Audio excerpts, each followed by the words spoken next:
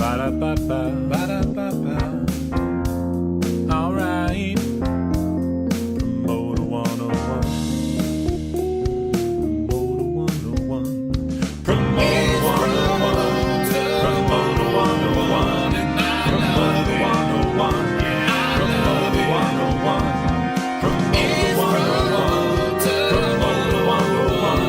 Promoter 101. Promoter 101. I'm Ashley Capps, founder and CEO of AC Entertainment, and I'm on Promoter 101. Dr. Stankenstein, I fear that if you infuse both the W. Luke Pierce and the Jew into one show, it will be too much power for one podcast to handle. Silence, Pigor! Once my creation is completed, the whole world will know that I, Dr. Stankenstein, am the genius who created the world's most badass podcast. Are you sure about this, Doctor? Shockingly enough, I am. It's alive! It's alive! It's Promoter 101!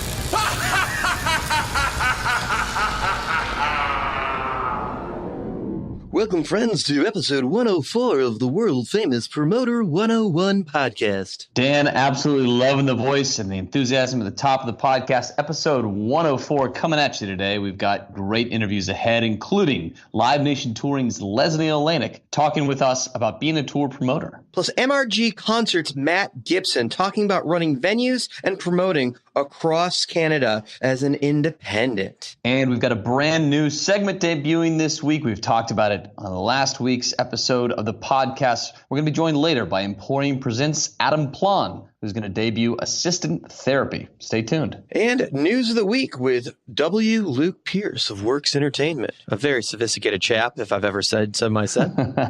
Looking forward to it, Dan. Paul Higginson, Live Nation Canada, here on Promoter 101. You can listen to Promoter 101 pretty much anywhere you download podcasts. That's right. Wherever you are podcasting, you can find us on Spotify, iTunes, iHeart, Spreaker, SoundCloud, Stitcher, Google Music, YouTube. Wherever you podcast, we are there. Wherever there's injustice, we'll be there. Doing nothing to help, but talking about it and making fun of it, most likely. Most likely giving color commentary. You can follow us on Twitter. Luke is W. Luke Pierce. I'm the Jew. The show is Promoters 101 or Promoter 101, depending on how you feel about the S. Plus, we've got some public appearances coming up. Dan, you're going to be moderating the keynote Q&A at this year's Billboard Live Music Conference at the Montage Hotel in Beverly Hills on Tuesday, November 13th. You're going to be interviewing Activist Artist Management's Bernie Cahill. What should we expect? Really excited to talk to him about how we signed the Lumineers, what's going on with Dead & Co. Like, man, those guys are killing it in the stadiums and all of the sheds. And just really the position he takes. The name of his company isn't just a cute thing. Like, he truly is about doing the right thing, as is all of his artists right down the line. So Activists, I want to hear about that and how he takes a global look at the business and takes responsibility moving forward in the global community. It's going to be an amazing conversation. I've gotten to know Bernie over the last couple months, and I'm a fan. The guy is really next level. It's going to be a great interview, and you can still register for the Billboard Live Music Conference this November 13th and 14th, 2018 at the Montage Hotel in Beverly Hills. Head on over to BillboardLiveMusicSummit.com. East Coast college students, let's just tease this up a little bit. Philadelphia, we're going to be coming your way later on this year. Me and Luke have just locked up a deal to bring us to Philadelphia with possibly the biggest promoter in the history of the City of Brotherly Love as our special guest. So little tease there. Pretty excited about that trip, Luke. It's going to be a great trip out there, Dan. Looking forward, of course, to speaking to some younger minds of the music business. I got to give a shout out to Zach Kuhn from 888 Management, who last time we were in a live college session, Dan, was at the Berklee College of Music. And I actually had coffee this morning with Zach, who sat in that very session, is now working as an assistant at 888. So a lot of great listeners. It's great to speak to the future generation of the music business leadership. And clearly he got that job at 888 because he listened to our podcast podcast. Clearly, there's a direct correlation to that. Clearly. Speaking of Triple Eight, their label collaboration with 30 Tigers is just dominating the country charts this week, man. It's just like week 3, they got that top single. Just killing it. Great week all around for Triple Eight. They are absolutely crushing it right now, having quite the moment. Recent acquisition of some folks here in town, bringing Judah and the Line and Drew Holcomb and the Neighbors into the fold. It's a great moment for that company. Great stuff to come. We're going to be appearing live. If you want to catch us live, or you want us to come to your campus, or maybe your company retreat, or maybe you just want to give me and Luke money, hey, reach out to us at steiny@promoter101.net and let us know where you'd like us to join you, and maybe we'll make your dreams come true. Absolutely. This fall, coming to a conference near you. 2 legends meet face to face.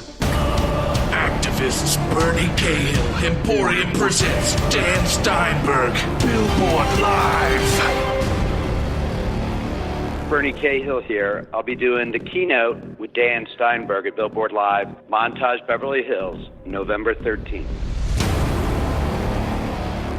If you've missed any of our past podcasts, by now you should know that shit is online and easy to find. Really advise you to go back and take a close look at episode 60 because, well, it's one of the biggest promoters in the history of the game. Luke, tell them about it. Episode 60 had an amazing interview from the namesake of Messina touring group. Louis Messina came on the podcast, shared some great stories from his first shows to touring with George Strait, Ozfest, Ed Sheeran, Faith Hill, Tim McGraw, Eric Church, Taylor Swift, Shawn Mendes, so many more. He is one of the biggest names in the touring game right now. It was fantastic having him on the podcast. Definitely worth a re-listen. Also, Shaw Entertainment, Simon Shaw expresses his joy of working in the world of performing arts. Plus, we had a war story from Rival Entertainment's Lucy Lawler-Frios. Dan, it's about time we probably get Lucy back on the podcast, talk a little bit about her new role as the exec director of Atlanta's Fox Theater. It's probably worth revisiting.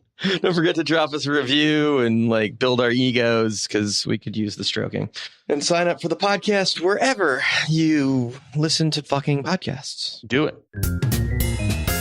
My name is Terry McBride. I'm the co-founder and CEO of the Network Music Group, and I'm on Promoter 101. Before we begin our next segment, I just want to thank Dan for being a part of the news for the past 103 episodes of Promoter 101. I've had a great time breaking down the news each week with him, but with his new position as part of the Live Nation family, he's going to have himself some access to some non-public information that puts him in a little bit of a sticky situation. Not that Promoter 101 can or should be your only source of news, but in the interest of protecting Dan and the public markets, Dan will be stepping away from the news moving forward for Promoter 101. So over the coming weeks, it's our intent to make the news a more broad-based discussion of current events happening in the music business, and we're going to be inviting some regular and special guests to join us each week to talk about items in the news, and it's our hope that we can continue to provide some honest color to the great reporting that's being done about music business from sources like Billboard, Amplify Magazine, Hits Daily Double, Music Business News, and so many more. And with that said, it's time for News of the Week. News of the week. Starting here, stocks are down. We're going to start my favorite corner of the world, the markets. Yesterday, Wednesday, a little bit of a bloodbath with indexes like S&P 500 and Dow Jones trading down, but media companies like WWE, Live Nation taking a hit as well, as much as 4 and 5%, and Live Nation stock dipping below $50 for the first time in several months now. There's a ton of M&A swirling around. There's a ton of tensions in the markets right now, and we're still seeing some drops in the markets as early as Thursday afternoon when we're recording this podcast.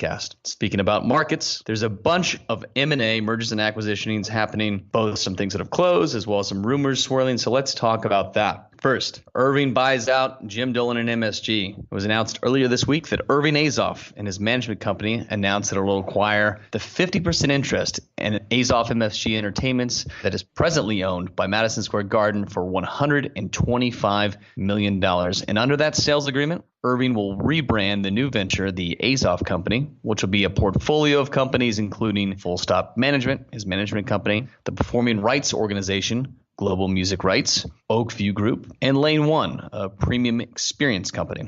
And this move comes as MSG was exploring splitting its own company into two. MSG was splitting one company into sports and one for its venue ventures. And MSG announced in June that the company's management will be exploring a spin-off of the sports business into a separately publicly traded company, keeping the company that owns its venues, including Madison Square Garden, LA's The Forum, Boston's Wang Theater, and the Chicago Theater, away from its booking and sports business. The Azoff company will continue to consult for MSG on the Forum and MSG Spheres venture under a multi-year agreement. Next up, Borchetta to sell. Hits Daily Double was reporting this week that Big Machine and its founder, Scott Borchetta, are continuing sales chatter, with the rumors the label entertaining bids of $300 to $350 million for the company. And this comes just 3 years after the last time such rumors were swirling, when back in 2015, an outside group had approached BMLG with an offer in the $180 to $200 million range. And at that point in time in 2015, Taylor Swift had one more album and a greatest hits album under contract. And now, with Swift releasing Reputation last fall, and presumably that greatest hits album to come, many are evaluating that the portion of the BMLG sales price that is attributed to Swift's catalog to be more than 2/3 of that sales price.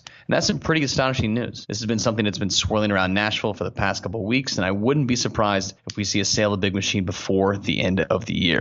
Finally, the MMA is law, and that's not mixed martial arts, that's the Music Modernization Act. I'd be remiss, because we've talked about it on several podcasts prior, that we didn't talk about Kid Rock, Mercy Me, The Apprentice winner / half of Big and Rich's John Rich, and Craig Campbell standing on the dais with President Donald Trump as the president signed the Music Modernization Act into law. And I actually took some time to watch the signing yesterday. It was the signing of the officially named Orrin G. Hatch Bob Goodlatte Music Modernization Act, which will revolutionize and bring forth into the modern era some of the biggest problems in licensing for music creators in the United States. And let me also say that Trump has taken to the use of video in many more social postings. And from what I can tell, erratic hand-waving motions are the all caps of video. So you got to check it out. We'll include a link to the YouTube live stream of the president signing the Music Modernization Act into law in our show notes this week. That'll do it for the news of the week. Tune in next week as we join with our first special guest to be announced to join us on the news. Tim Higgins, Accesso Showwear Center. We're on Promoter 101. It's everybody's favorite time of the week, the announcement of the Promoter 101 Badass of the Week. Who we got, Dan? Well, I don't know if it's everybody's favorite time of the week, but I know it will be John Bolton from SMG's favorite time of the week, as he is our Promoter 101 Badass of the Week. He's just an amazing venue executive sitting on top of the game right now. And just really everyone that interacts with John really loves him. He's one of those guys that just has a great personality and always seems to just make the deal work, making him this week's Promoter 101 Badass of the Week. A big congratulations goes out to John. This one is long overdue. One of the finest venue management executives in the game. Congratulations on being Promoter 101's Badass of the Week. This is Jason Ross. I work for SCG Presents in Seattle, and I'm on Promoter 101. Episode 104, Promoter 101, our featured interview this week. We've got Live Nation Touring's Lesley Olenik here to talk to us about the life of a tour promoter. Thank you for making the time. Thank you for having me. I'm excited to be here. We were just talking about before we started, you've just switched from booking basically Southern California, right? And now you're doing global touring. Yeah. That's a huge switch in just mentalities all over, right? Yeah, it's been a year since I came over, and I'm focusing on artists, their business in North America and globally, and really honing in on relationships and artist development, which is exciting. So it's a whole lot of all your eggs in one basket, because instead of booking a room or a market or a region, one artist get hurt or cancel or postpone really changes your entire year very quickly. Yeah, definitely. But I think it's trying to look at it from not just that year, but, you know, the artist's career. So yes, maybe you're going to have some instances where an artist is going to cancel or things are going to change, but trying to look at the relationship long term and what's the path for the artist from the club and theater division to the boutiques of the world, you know, the Greek theaters of the world, to amphitheaters and arenas, and also looking at our festival partnerships. So like, what's the full picture for them in the next couple of years. So pretty big swings. If you're wrong on a show, you can make it up over the course of the quarter. Not the end of the world. Right. But if you're wrong on a tour, it could ruin 3 years if you pick it wrong. Totally. So the research and development that has to go into that has just got to be just monster and epic.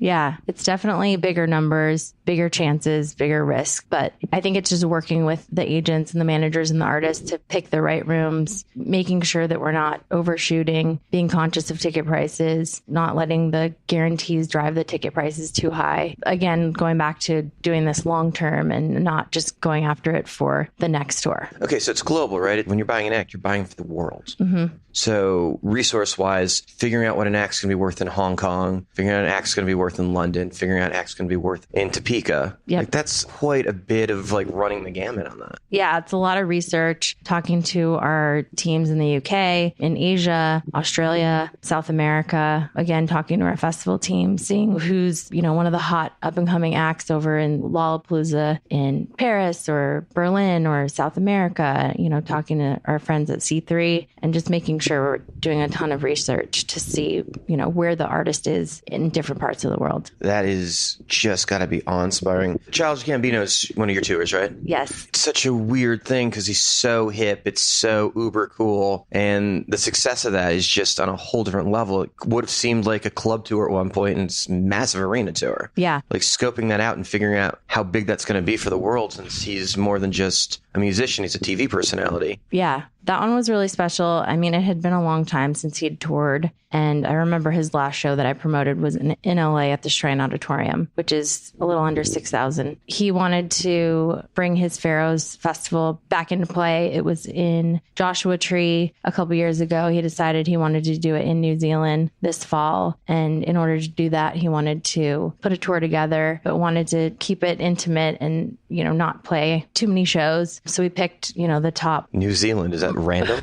Very random. You just wake up one day like, I think I want to do a festival in New Zealand. And you're like, oh, okay, I guess we can do that. Yeah, I mean, we worked with his team and researched some different locations, but that was the part of the world that he felt was best for this event. So we also selected, with his agency and management team, what were the best markets for him to hit in North America. And like I said, keep it intimate. I think it was maybe 20 shows. You guys using the success of what the ratings are, what the best markets are for Atlanta and stuff. His TV show, his music, just looking at the full picture and what makes sense for him. And again, keeping ticket prices at an appropriate level and making sure we're not outpricing where he should be, considering how many years it had been since he'd toured. So you're part of the team, basically, at management when you're buying the tour. Your relationship with management, you may never see management when you buy a single date. Mm-hmm. But when you're producing a tour, you are involved with every marketing call and the launch, and you get a seat at the table. How does that change the time commitment to those relationships? There's definitely a lot more collaboration and planning and working together, making sure that we're giving them access to all of our resources, working with whatever his schedule is or whoever the artist is. So it's pretty exciting. I like working as a full team and really approaching it from like a 30,000 feet perspective. You were at AEG before, and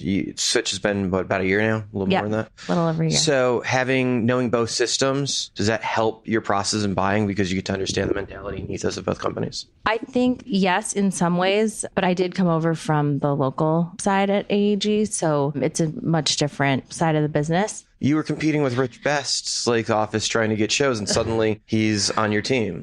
That's got to be weird. Day to day, all of a sudden he's a resource for you. Yeah, that was pretty funny. One of our first meetings last year when I joined, I was sitting in between Greg Siegel, Brian Smith, and Rich Best was at the table, and I had been competing against them for so many years. Just fighting the good fight by myself. The competitor's locker room. Yeah, exactly. But they've been awesome and they've really embraced me and we work really well together. So it's been fun. So how did you wind up in this business at all? It's such an interesting thing to get to global touring, but clearly there's rudiments there and starting out. Yeah, I started in San Diego working for Viejas Entertainment, which was an independent promoter at the time, competing against House of Blues. That was about 12 years ago. I was working for John Wojcik as his assistant. And you were Woj's assistant? Yeah. Oh, I didn't know that.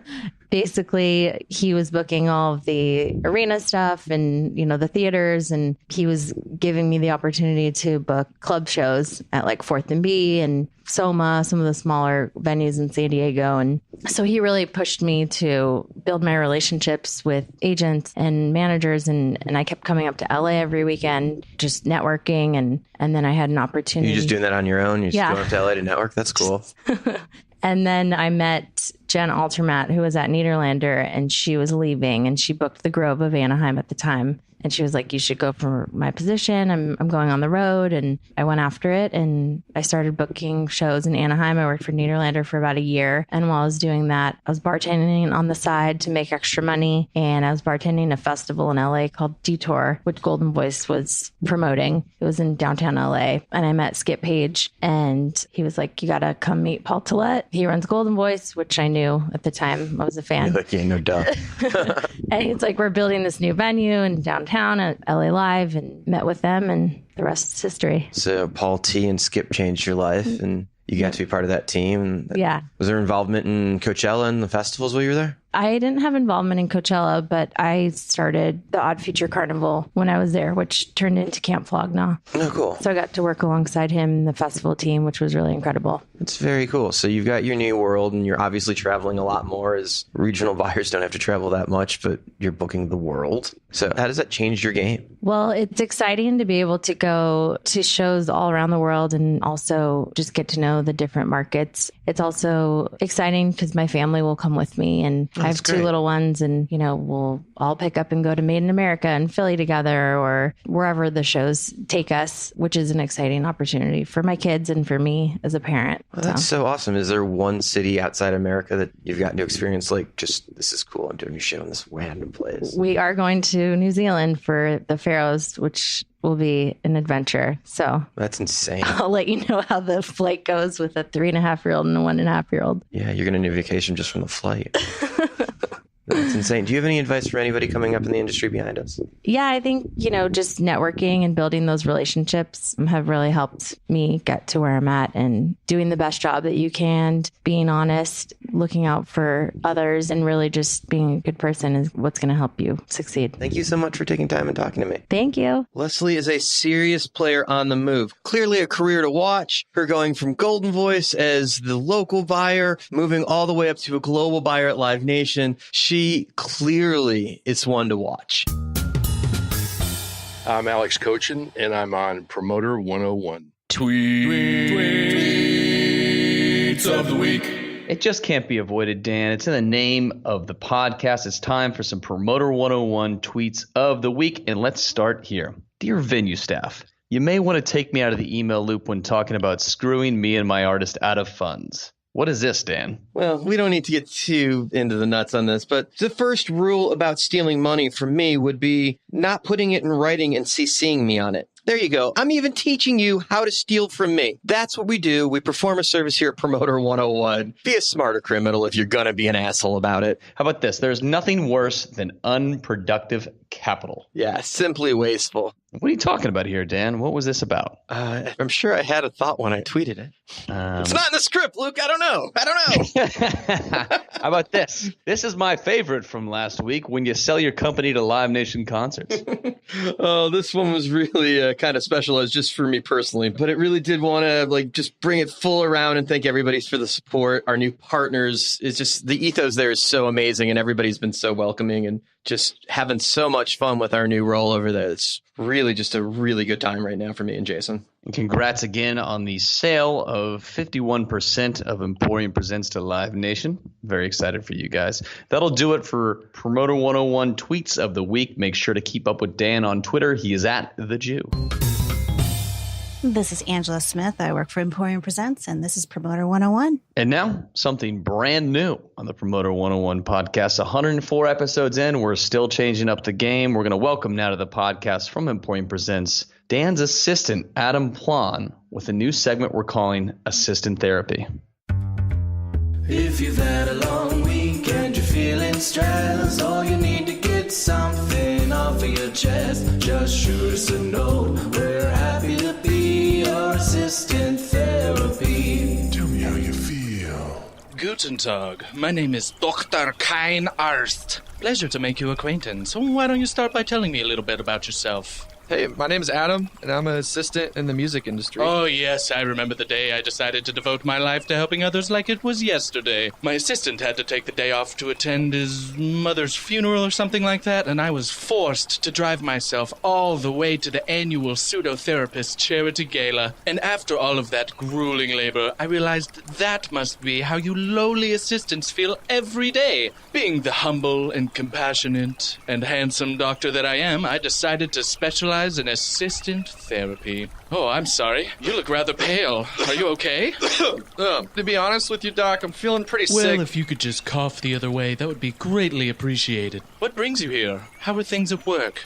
I'm glad you asked. To be honest, I feel like I don't even exist. I feel like no one gives a shit about us assistants. Well, you're absolutely right, Adam. Nobody gives a shit. Yeah, that's exactly what Wait, aren't you supposed to be on my side here? Oh, while you're up, would you mind fetching me a cup of coffee? But I'm still on the couch. What do Cream and sugar. Thank you, chap. You sound stressed. Let me offer you some advice by telling you a story about myself. When I was just a wee lad, I decided that I wanted to become rich and successful. So I did. With a small loan from my father, I started a successful psychiatric practice. Have you asked your father for a loan?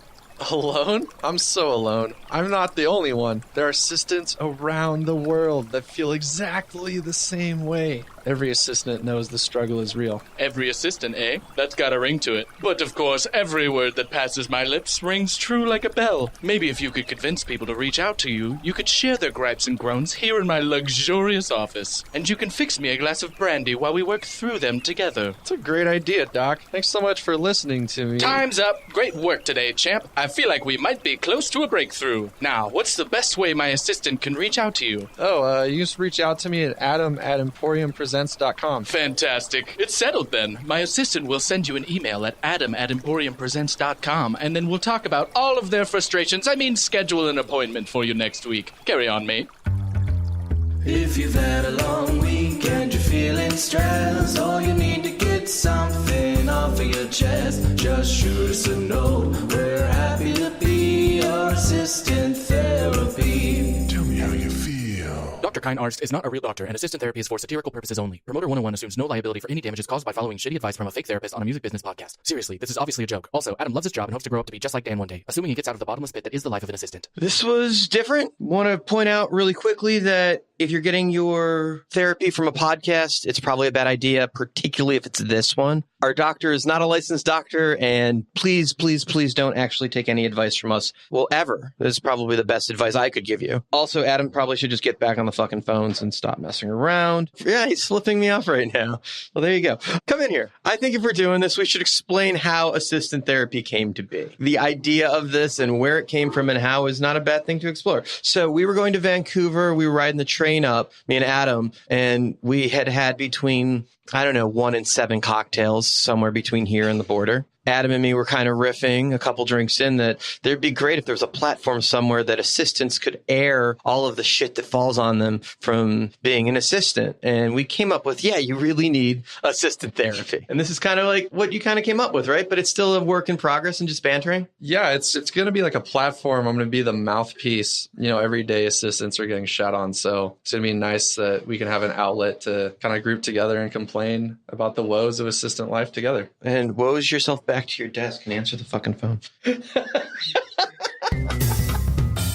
Alex Viscasil, Live Nation Canada, and I'm on Promoter 101. Up next in Promoter 101, episode 104, we've got MRG Concerts Matt Gibbons talking about running venues and promoting in Canada as an independent promoter. We are in Vancouver, and I am hanging out with Matt Gibbons. Dude, it is good to see you again. Yeah, it's been a while. You play in a whole bunch of different levels of the industry, and it's fascinating to watch the growth. Now, the Vogue is your baby here in Vancouver. Yeah, it's like children. There's no favorites, but it was the first. It's a gorgeous room. It works in a lot of configurations. The production is solid. And in real estate, it's location, location, location. And goddamn, do you have a good location? Yeah, we've been blessed with that. And I'm very appreciative of what the location has become. We met there 10 years ago, and Granville Street has changed quite a bit in Vancouver over those 10 years. So that it's a great thing for us, but it's really the team there that gives it that experience. I've watched your market share change over the years and grow.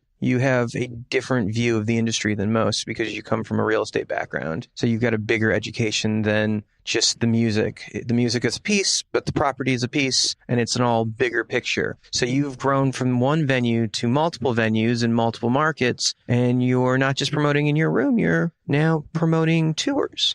Yeah, we've been lucky enough along the way. I mean, it starts off as a necessity to promote to where now it's something that we've grown past that. We began with promoting in the Vogue because no one else would put a show there, to where now we've attracted some amazing guys and girls on our team that grow out of the Vogue and they need to do bigger things. And with all of those pieces coming together, you need to see growth opportunities, whether that's myself as a leader of the business or somebody that's just entering today. If the company isn't growing, it's harder for them to see personal growth. And so that's one of the things we really focus on. You have a venue in Toronto now. Correct. Adelaide Hall. That's kind of becoming a really cool must-play kind of venue if you're coming up through the scene now. Yeah. It's a great first, maybe second play in Toronto. It's something that we've had for 4 or 5 years now. It's exciting because we can see that first play. And tomorrow night we're doing Michael McDonald at the Sony Center. So you're playing on all levels. It's all sort of all levels in Toronto. And Toronto is, and any of the agents will tell you out there, especially the ones that aren't Canadian, Toronto just confuses them because everybody is using everybody else's rooms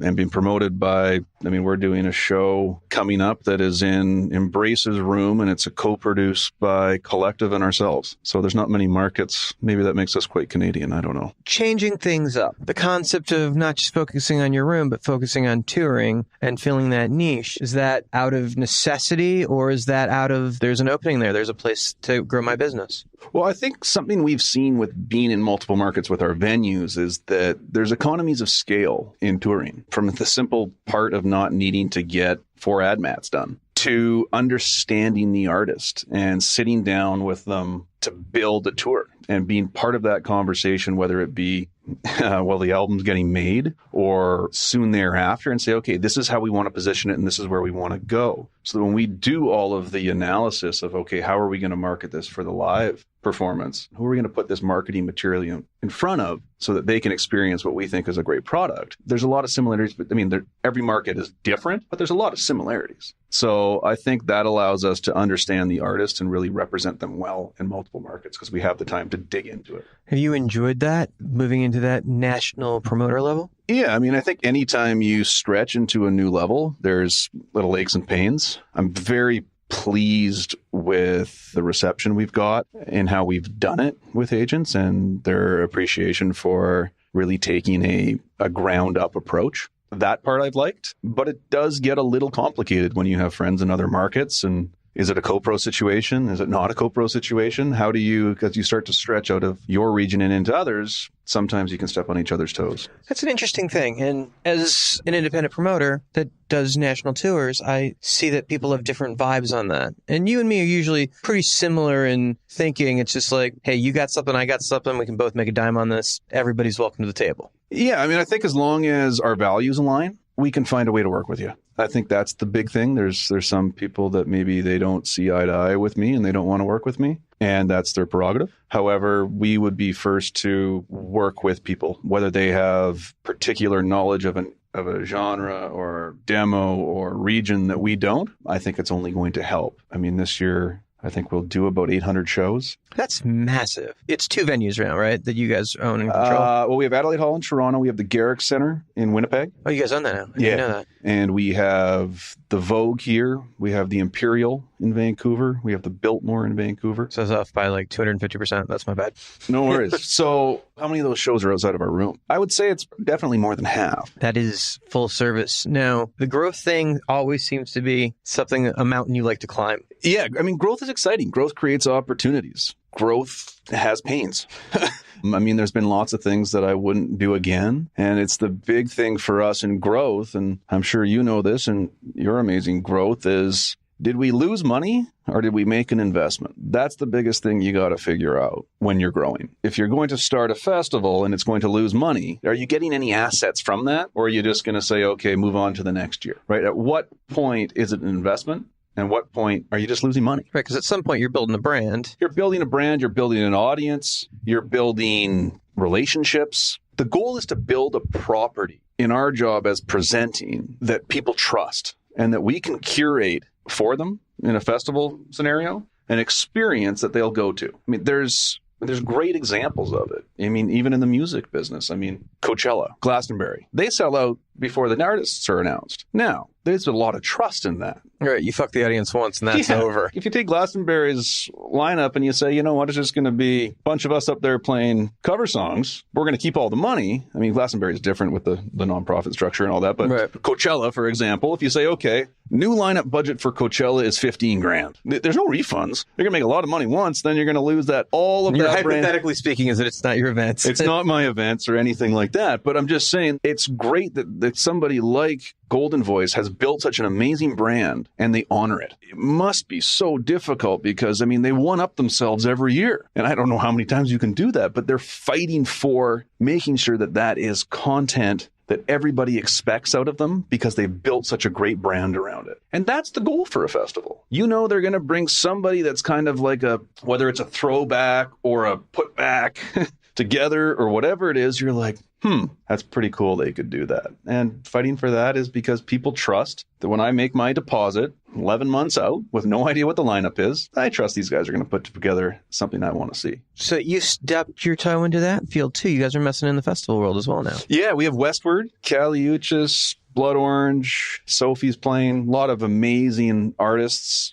And it's going to take us a long time to build that respect. But last year was our first year. Our second year is this year. We tripled in size from year 1 to 3. And people seem to enjoy what we're doing. And we're going to continue doing that. And hopefully please people and get a little bit more trust in us every year we do it. When you start a festival, there's this massive financial commitment. When you originally do these, you think to yourself, it'd be great if we broke even. Most likely we're going to lose a grip of money this first year, a smaller grip of money next year, and a smaller grip of money year 3, and hopefully we're making money year 5, give or take. And sometimes you get lucky and it happens earlier, but you have to count on that long term while you're planning worst case scenario. Yeah, I mean, with us, it started out of the idea, it's a venue festival, so it's all indoors at multiple venues around Vancouver. Right, kind of a South by Southwest vibe. Yeah, we're aspirationally like that. For us, it's if you have these, I mean, we had Pemberton, we had Squamish, we had these big festivals around us, and Vancouver is an expensive market to own real estate. And we have all these people telling us that Vancouver needs more music venues, and there's a finite amount of great talent out there. And if it's all going to these major venues outside of the city, and we're expected as venue operators to compete with that, but you're going to take all the best up-and-coming acts and move them out of there. We need content. So the idea behind it originally was an investment and that's why we use our competitors' rooms, because we want it to be in all of the rooms so that it's a shot in the arm for the music industry and the guys that fight the good fight every day, trying to keep venues alive. So for us, it was less of this big investment idea and more of how do we do a cool thing that keeps the rooms busy and keeps people engaged in our rooms, which isn't all that different with South by. I mean, South by, from my understanding, and it's secondhand knowledge, but was basically created because all the students went away during spring break and they needed the guys got together and so we have all these venues for all University of Texas students and there's nobody here, so let's do something. Originally it was to showcase all this unsigned talent, which was the original theory behind the whole thing that went away these days. But most of the acts that were playing originally weren't signed. They were just record label reps were supposed to come down and get to see all these bands on showcase in these empty rooms that existed because all the kids had gone away. All right, and it was this amazing thing where everybody's gone, here's all these unsigned acts. And last time I was there, Keith Urban, Willie Nelson, I think those guys have record deals, but the hit parade of bands that, like, I don't know that I saw anybody that wasn't signed and wasn't on year 7 or 8 on the album cycle. It was a whole different place. But things develop and they grow. Speaking of that, Canada seems to be your wheelhouse, but your growth has been bigger and bigger. At one point, it was just Vancouver. Now it's a country. Is there any aspirations to come across the border? We'll look at opportunities anywhere. Obviously, the Canadian dollar, very strong right now. So we, as they say, use monopoly money. So it would be a strategic decision on that point. And for us, we're not limited to North America. It's just as easy for us to go, from Toronto, where I'm living right now, it takes me basically just as much time to get to London as it does to LA. I'm not saying that we're going to London in any way, but I think we'll look for That's good, because what they don't need right now is one more fucking promoter. Talk about a country that is dominated by promoters. Jesus. The agents fucking promote shows there. It's crazy.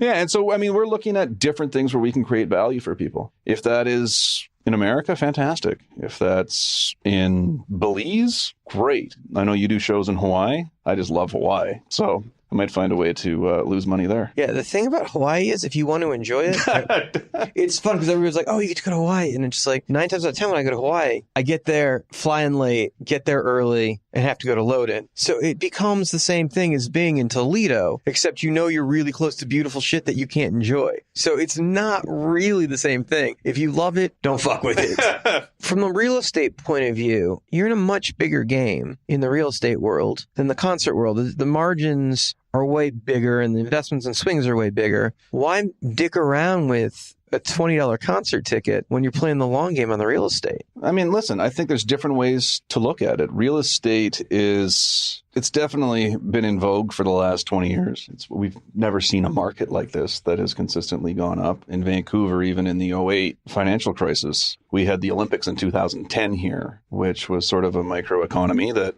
kept everything buoyant here. One of the benefits of having real estate has been that we haven't been kicked out. So it almost adds a bit of security for doing the other things. Now, by no means am I a brilliant mind on real estate. Most of my real estate has been just dumb luck and looking for opportunities on that experience side. A little bit of modesty there, I think. Well, I mean, listen, I think if I were smarter, I could have made more. Well, everybody could have sold at the peak of the market if they were the most genius person in the world. But the average person doesn't sell on the top of the market and doesn't sell on the very bottom. It's like there have to be shades of gray all the way through. For sure. I'm the first to admit that I've been very lucky when it comes to real estate, in the sense of, I mean, we don't develop real estate. We don't do anything with the real estate. We just bought the real estate so that we could put on shows and sell someone a beer. Your passion is the business. 100%. I mean, for me, the thing that gets me out of bed in the morning is knowing that we are part of the fabric of people's stories. And that is pretty much the coolest thing that can happen. People have no idea who we are as promoters. I watched a performer play at the Vogue, not my genre at all. And it was early on in my career at the Vogue. And Why does this feel like it might have been one of my shows? No, it was, they came out and they played this show. I'm not kidding. Half the audience, when they came out, their shirt was wet because they had cried. They were so moved. And to know that you're part of that experience, as little as it is that we are, it's pretty cool to be able to influence people's lives that way. And it really was a turning point for me and understanding. And I've had these great conversations with people in the venue. And often in our business, we're an escape for people. One woman came up and we were talking about different things, and I had my Vogue hoodie on, and she just said, I want to really thank you for the break I had tonight. I'm like, oh, that's fantastic. Where are you working? And she said, well, it's not a break from work. My mother's sick and I got to be up all the time spiritually. And sometimes I need a break. And it really dawned on me that that's an often thing. It could be someone's first date, or it could be hopefully not their last date. Maybe their marriage is in trouble. Maybe they haven't seen a brother in a long time. The last thing they connected on was a band they listened to in high school. And there's so much of that if we take the opportunity to walk around our lobbies. Because music, that's what music is. Music is creating memories and a great trigger for remembering them. So I feel so fortunate, and that's something that real estate will never do. You create something that's very particular to the vibe of the crowd that you're putting together when you do a show. It's very intimate. The shared experience. You're creating the space where it should be safe, it should be clean, it should be friendly, it should be a place where parents are okay dropping their kids off if it's in all ages or kind of a younger show. So this responsibility that's on top of you is to create this environment that is very comfortable for artists to create their art and the fans to come and enjoy that, to be untethered and to be safe. Is that challenging? Is that something that, keeps you up at night on how to create that? Yes, and in a good way. I mean, I think when we look at it, we sort of look at it as there's 3 experiences that we're trying to manage at all times in the venue. One is the fan, all the way from when the fan first hears about the act until they go home and talk about it to their friends. So that's about how do they find out about the show? How do they get to the show? What do they do at the show? How do they leave the show? How was that whole experience? That's obviously a very important track because that's how all of us can do this financially. At the same time, how does the band start, right? What does the agent think of the room? How easy is it to book the room? How easy is it to get the tech riders? How easy is load in? How easy is sound check? How does the show go? How is load out after? All of that type of stuff. And the third is our team. We got to make sure that, they're being looked after and that they can have an experience and how that all comes together. So when you work on it and you sort of compartmentalize it into those, it makes it less daunting. And I think that's the challenge that we all have. And it's great when we can promote our show in our own rooms because we can control a lot of that. And hopefully we can do a good job at it. Our senior team that have been there since we started, it's great. I mean, I've seen Amy King, who runs our people division. Her daughter has grown up. I tutored her in French. And now she's 18 years old, helping us fill out festival welcome packages. So I've seen her when we've had shows and kids have been dropped off and they may go into the washroom and come out in an outfit that they were not dropped off in. I've seen Amy make them go back into the washroom and put back on the other clothes. And so she kind of became the mother of the room and all of this type of stuff. And those type of experiences, it's pretty cool, right? To sit there and be like, okay, we're part of all of this. And it's a big responsibility, right? Because you may be taking a ticket at the door, or in today's world, scanning a barcode for a show that might not be your jam, so to speak. But who are we to rob that kid or that gentleman or that woman from that experience of their first show or their favorite show? And so that's the challenge, is how do you always stay up for things? And that's where you have to come out of yourself and you have to sit there and be, okay, how would I want to be treated? How would I want my kids to see their first show? And that's the challenge. Your room has the ability to do some pretty amazing production, particularly in the case of the Vogue. I want to say I promoted King Crimson there a handful of years ago with Elliot Lefko, and we put on a 2-night show there. And if you're going to sit Robert Fripp and the boys down in a room for a couple nights, it better have the fucking production, because you're going to hear about it otherwise, because those guys bring a show, and it's a great show, and they're not cutting it back. You guys have a intimate venue that can handle a real show, and that's allows you guys to be very flexible about the shows that you can put into a room that size. Yeah, listen, we're fortunate that it has great bones to start with. In the nature, it was the first theater in the country twin projection with sound. Now, that means that it was when it was first set up, there was no sound. So as a vaudeville house at that period, it needed to be architecturally designed for your voice to carry you to the back wall. And so that's something to remember when you're loading in, that at the back of the room, everybody can hear you talk on stage. Thank you for that. So when you start with good bones, then you invest in the production, right? My father-in-law is an amazing artist, amazing painter, and we're not necessarily the canvas, but we are the easel. So if we don't have a solid structure for these artists to perform on, we're going to do a disservice to the artist and to our guests and to our team. So that's why we invest in production. I mean, that's why we invest in the things that the artists need to perform. Yeah, something I love about your room is, and I have fun with this, particularly with your staff, and it's been a while since I've done a show there, but over the years I've put things in the room that I felt like, well, I was there, they wouldn't have played there otherwise. It's like Eli Young Band is maybe a little more country than you guys normally have. Miranda Sings was just way out, like the staff's faces were very surprised with the crowd on that one. It was like some acapella had not played that stage in a very long time when I brought Straight No Chaser and Her Home Free. So it was like to see the staff embrace the creative things that I brought in that maybe wouldn't have been something that Josh automatically would have booked. And just to see how welcoming they are to an artist that wasn't part of their normal genre, but it's like, great. Bring that art in here. Let's host that community, and how welcoming your entire staff is from that front of the house to the back of the house to not only the artists, but to the fans that are coming there. Yeah, and listen, that's the biggest compliment that I can get. And so thank you very much for that. And that has nothing to do with me. That's them coming together and understanding the experience that it is. And that's Amy, and from when people join our team and how they do that, because you can't force that. Everybody's seen someone that's been forced to apologize. That is somebody that's forced to carry at a concert too. It's awkward and it's not good. Yeah, you want that to be organic. And we're so fortunate that it is, because people are coming into it for the right reasons. That all goes to our amazing team. What's the future for your company? To hopefully provide more and more experiences to more and more people in more and more areas. I mean, we don't want to change what we're doing. We just want to do more of it. We want to be able to showcase amazing experiences that people can share for lifetimes. Because at the end of the day, I mean, it's the cliche thing to say now. We're an experience economy. We're an experience world. But I believe it through and through. I mean, nobody ever talks about that great, I mean, unless it had an emotional attachment, but, that great new car they bought anymore. Probably not after the first 3 days anyway, right? Yeah, right. But now it's about, remember that time we did this, or remember that time we ran out of that, or we found this, or we experienced this, and we watched this, or we discovered this new act together. Bam. It's so cool. That's life. Life is the stories that we can tell and create. You mind if we talk about the 900-pound gorilla for a sec? Sure. All right, so you can see the Commodore from the Vogue. They're shooting distance from each other. Well, let's go with their spitting distance from each other and the way the world is today.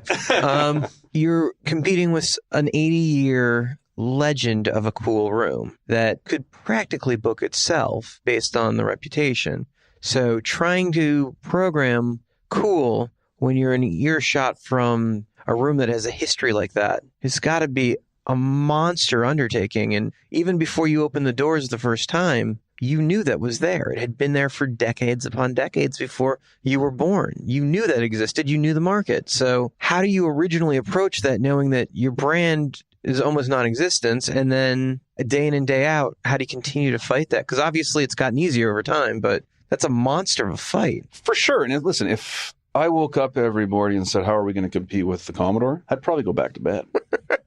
That's fair. That's not our challenge. As I was saying earlier, my challenge is how do more people have more experiences? And if they have them at the Commodore, fantastic. I don't want someone to go to the Commodore and have a bad time. I would love for them to have a good time and to experience it. There's no, I mean, it's... This is a rising tides kind of raise all ship kind of thing. If you have a good experience at a show, you'll come to another show, maybe at your place. Oh, that's for sure. There's no doubt in that if people have a great time in any market going to things, they're going to go to more things. So in that sense, the Live Nation and the Commodore are your partner in the scene of Vancouver, keeping the community happy. For sure. And listen, I think whether it's Glastonbury or Coachella, I keep going back to them, but they're just amazing experiences. They should probably be paid a little bit for every festival that happened around the world. Because if people that are doing festivals see them as competition, they're the ones that help create these things as festivals. So the more people that are going to things, the better. The more people that decide not to buy the gold chain and decide to buy a concert pit ticket, we win. Because every dollar spent on anything outside the industry is an opportunity loss. I don't know if I'd look at it that black and white. I mean, it's one way to put it, but I just see it as people that I think once people get hooked on having experiences, they're always looking for more. And whether that's a night at the Commodore or they want to go to a theater that has a steeper rake, right? They want to go to a show with their 18-year-old or 17-year-old or 13-year-old son or daughter.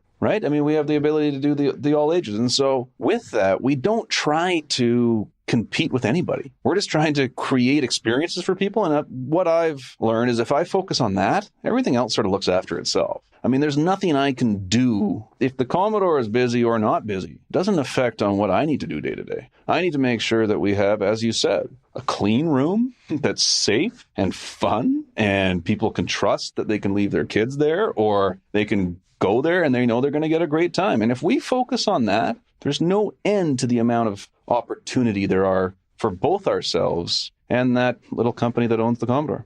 Okay. And with that, you're an independent promoter. We are, yeah. If the right offer from the right partner came along, whether it was AEG or Live Nation or Nederlander or whatever, would you ever consider selling? Listen, I'll consider anything. But looks like it's honestly something you had thought about when I asked you the question. You're like, huh.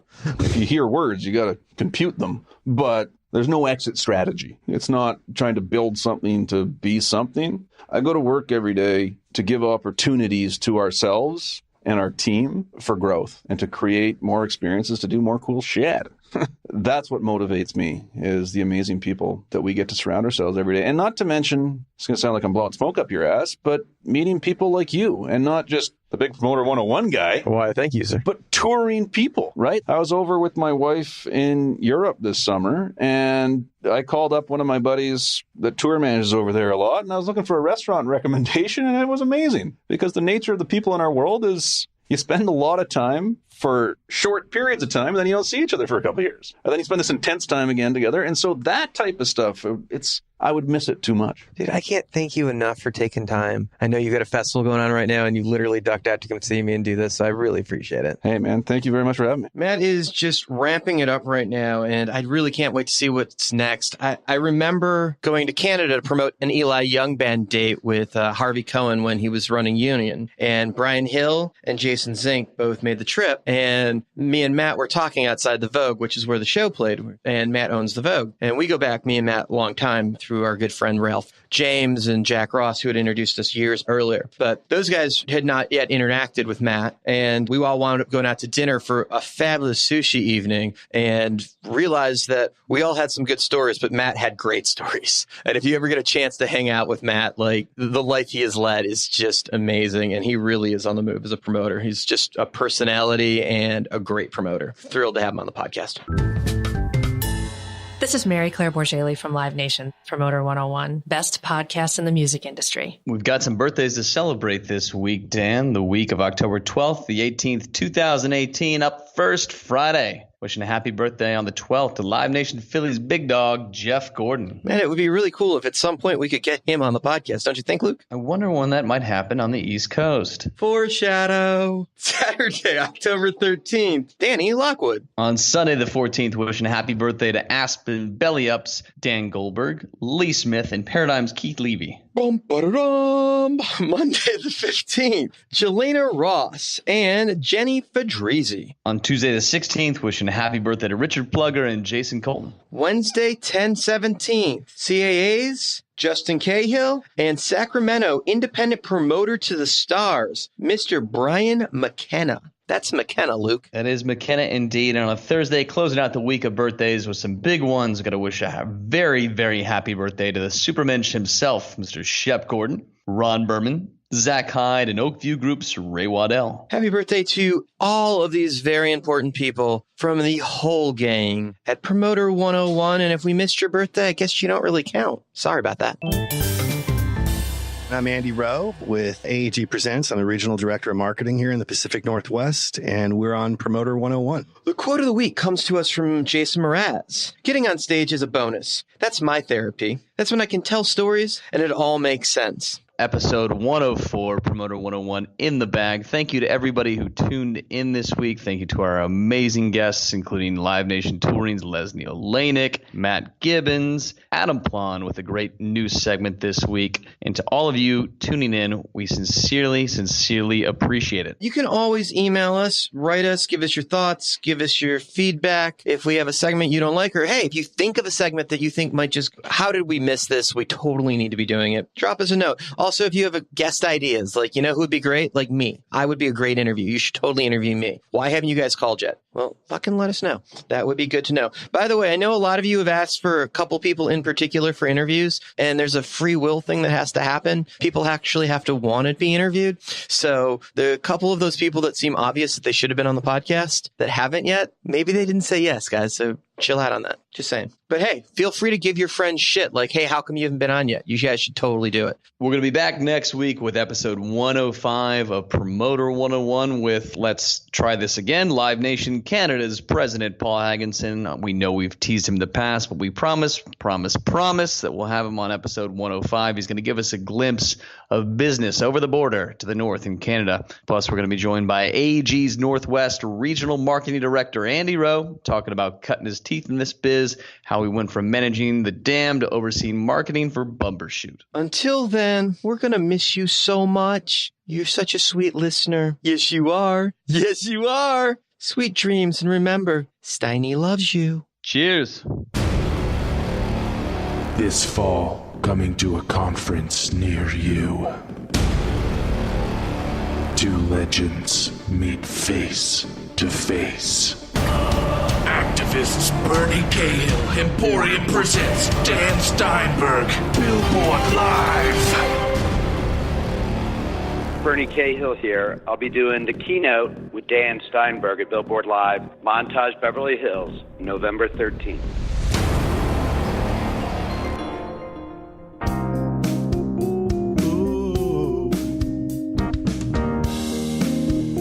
Ba-da-ba-ba.